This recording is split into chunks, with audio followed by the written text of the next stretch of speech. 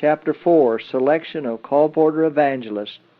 Those who feel burden of service. Since canvassing for our literature is a missionary work, it should be conducted from a missionary standpoint.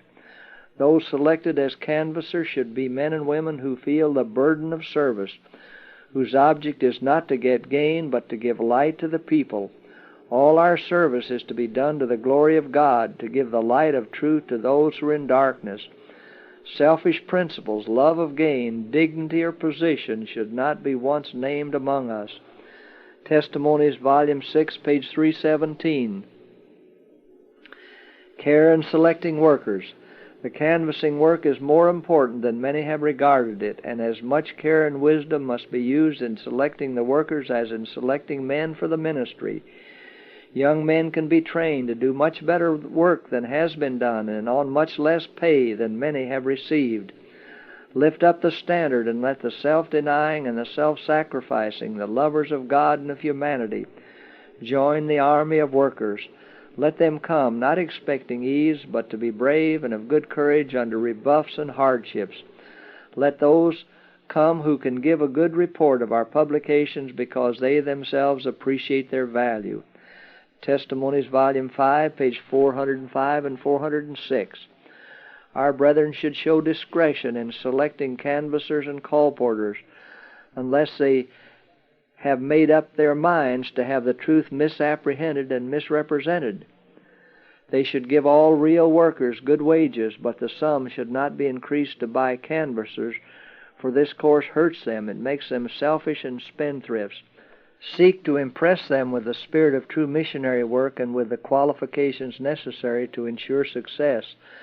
The love of Jesus in the soul will lead the canvasser to feel it a privilege to labor to diffuse light. He will study, plan, and pray over the matter. Testimonies, Volume 5, page 403. Some better adapted than others. Some are better adapted than others for doing a certain work. Therefore, it is not correct to think that everyone can be a canvasser. Some have no special adaptability for this work, but they are not, because of this, to be regarded as faithless or unwilling. The Lord is not unreasonable in His requirements. The church is as a garden in which is a variety of flowers, each with its own peculiarities. Though in many respects all may differ, yet each has a value of its own.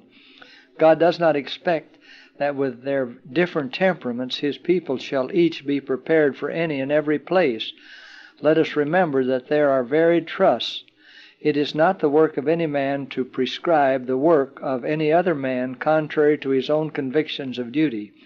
It is right to give counsel and suggest plans, but every man should be left free to seek direction from God, whose he is and whom he serves. Testimonies, Volume 6, page 333 and 334. Young men and young women who should be engaged in the ministry and Bible work and in the canvassing work should not be bound down to mechanical employment. Review and Herald, May 16, 1912. Men of good address, tact, and foresight.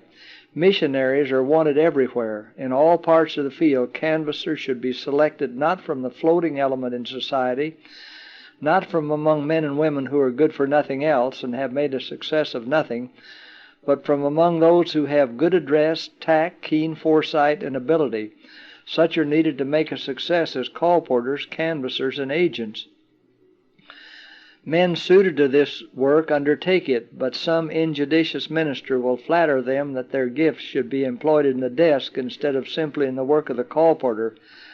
Thus this work is belittled. They are influenced to get a license to preach, and the very ones who might have been trained to make good missionaries, to visit families at their homes and talk and pray with them, are caught up to make poor ministers, and the field where so much labor is needed and where so much good might be accomplished for the cause is neglected. The efficient colporteur as well as the minister should have a sufficient remuneration for his services if his work is faithfully done. Testimonies, Volume 4, pages 389 to 390. Those of the best talent. Everyone is not fitted for this work.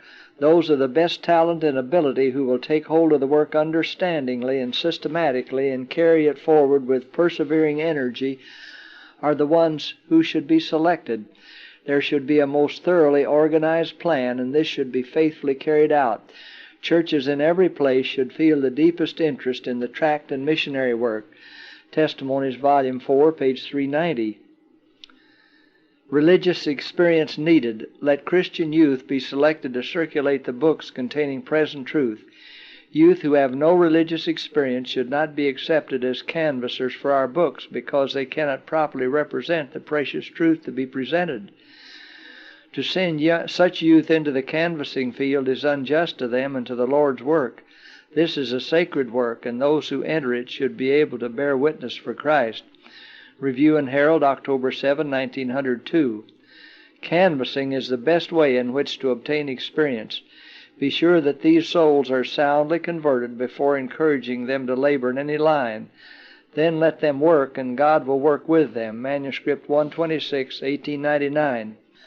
A sacred work.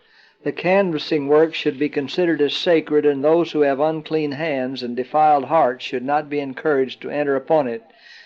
The angels of God cannot accompany the unconsecrated to the homes of the people. Therefore all those who are not converted, whose thoughts are corrupt, who will leave the taint of their imperfections upon everything they touch, should refrain from handling the truth of God.